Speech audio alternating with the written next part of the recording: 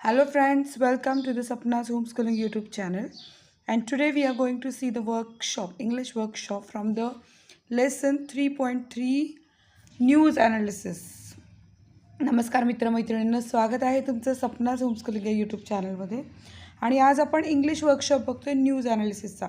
बघायला गेलं तर इतका सोपा वर्कशॉप आहे, पण त्यासाठी आपल्याला ABCD ह्या न्यूज समजणं गरजेचं आहे.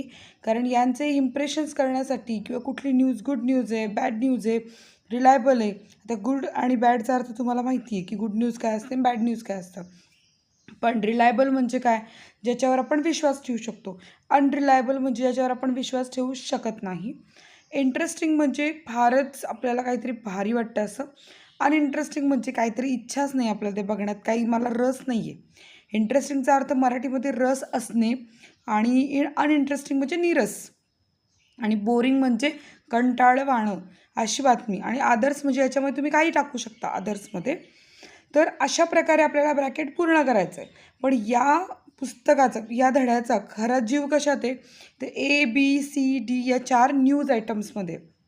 ज्याला या 4 न्यूज आयटम्स कळाले ना की न्यूज कशा आहेत, त्याचे क्वेश्चन आन्सर कसे लिहायचे, त्याला जगातला कुठलाही पॅरेग्राफ आला तर त्याला त्याचं उत्तर लिहिणं खूप सोपं जाणार आहे. त्यामुळे जर तुम्ही ABCD न्यूजचे व्हिडिओ बघितला नसेल तर तुम्ही सपनाज होमस्कूलिंगमध्ये प्लेलिस्ट आहे किंवा याची लिंक डिस्क्रिप्शन बॉक्समध्ये मी टाकते या व्हिडिओच्या, ते बघून घ्या. आणि मी आहे सपना टीचर, मी पुणे जिल्ह्यातनं आहे. सो तुम्हाला जर व्हिडिओ आवडला तर लाईक करा, शेअर करा, कमेंट करा आणि सपनाज होमस्कूलिंग चॅनलला सबस्क्राईब करा. त्यात आपण हा ब्रॅकेट भरूयात. Good news, bad news, reliable, unreliable, interesting, uninteresting, boring आणि अदर्सचा. तर सगळ्यात पहिली ए न्यूज काय बघा, म्हणजे तुम्हाला ठरवता येईल की ह्यातला कोणत्या प्रकारात ती मोडते. ए न्यूज आहे close shoes not allowed in examination hall. तर या न्यूजचं डिटेल एक्सप्लेनेशन मी तुम्हाला दिलेलं आहे व्हिडिओमध्ये. ती व्हिडिओची लिंक पण डिस्क्रिप्शन बॉक्समध्ये असेल, ते बघून घ्या. एवढंच सांगेन थोडक्यात की हे आहे की एक इन्स्टिट्यूट आहे, शिवम इन्स्टिट्यूट, आणि यांनी एक्झाम कंडक्ट करण्यासाठी काही डूज अँड डोंट्स दिलेत की काय करायचं काय नाही करायचं, याच्याबद्दल न्यूज आहे. तर ही न्यूज आपण गुड न्यूज किंवा बॅड न्यूजमध्ये टाकू शकत नाही. फार तर रिलायबल म्हणजे विश्वास ठेवू शकणाऱ्यासारखी न्यूज अशी म्हणून आपण ही टाकू शकतो. इंटरेस्टिंग आणि अनइंटरेस्टिंग किंवा बोरिंगमध्ये टाकू शकत नाही. एखाद्याला वाटू शकतं काय बोरिंग आहे, पण आपल्याला याच्यामध्ये इंटरेस्ट किंवा अनइंटरेस्ट हा भाग नाही आहे. एक्झाम आहे आणि आपल्याला ती कंडक्ट करायची. त्यामुळे ही न्यूज आपली जास्त करून रिलायबल, आपण ज्या न्यूजवर विश्वास ठेवू शकतो अशी न्यूज आहे. आता हे एचा रिलायबल हे माझं इम्प्रेशन आहे. कदाचित तुम्हाला ती अनइंटरेस्टिंग वाटू शकते, पण कोणती न्यूजचं इम्प्रेशन काय आहे विचार करण्याआधी ती न्यूज काय बघणं फार गरजेचं आहे.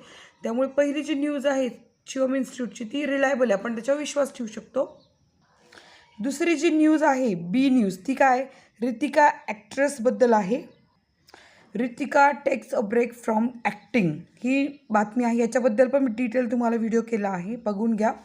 तर या न्यूजचे आपण क्वेश्चन आन्सर बघितलेत, पण ही न्यूज काय, एक ॲक्ट्रेस म्हणते की ती ब्रेक घेणार आहे आणि ती प्रचंड पैसे घेणारी ॲक्ट्रेस आहे.